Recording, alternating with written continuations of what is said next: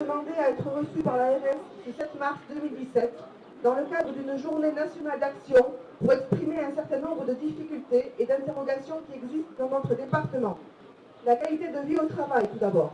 Encore un beau concept qui malheureusement restera un peu pieux dans les mesures d'économie annoncées par le gouvernement au travers de l'ONDAM. La politique de diminution de l'offre de soins nous montre ses limites.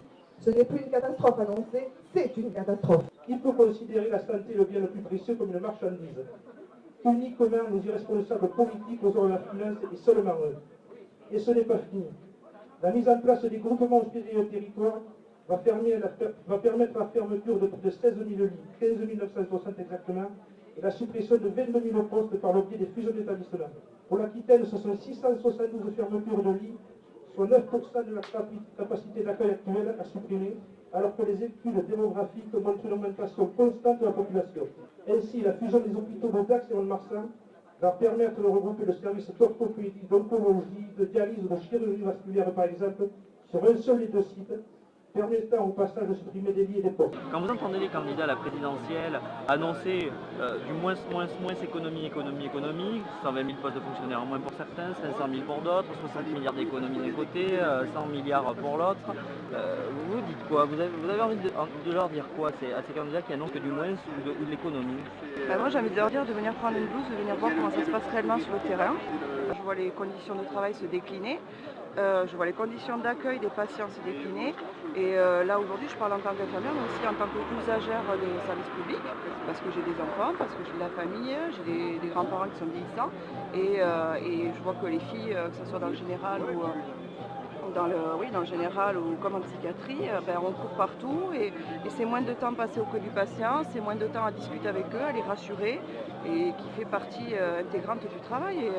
Et ça, je pense qu'ils ne s'en rendent pas compte, on veut faire du chiffre et malheureusement, le chiffre ne permet pas ce temps-là qui est partie intégrante du travail des professionnels de santé. Après, j'aime profondément mon métier. Mais c'est les conditions de travail aujourd'hui qui deviennent difficiles. Oui. Vous commencez à vous sentir fatigué? Vraiment fatigué, oui. Et je vois que même les jeunes qui sortent de l'école depuis 4-5 ans commencent à tenir le même discours que moi, qui est bientôt 15 ans de carrière. Donc c'est significatif aussi.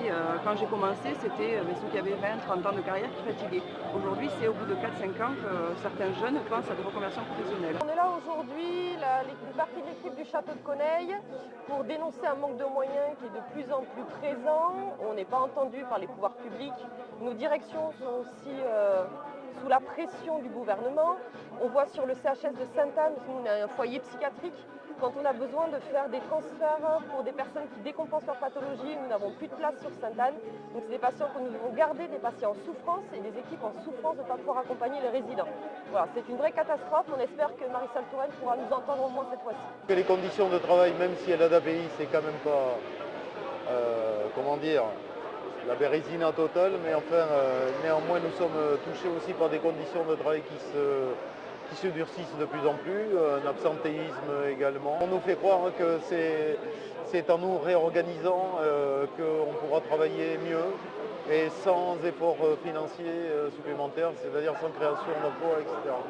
Nous, on revendique un travail de qualité, un accompagnement humaniste.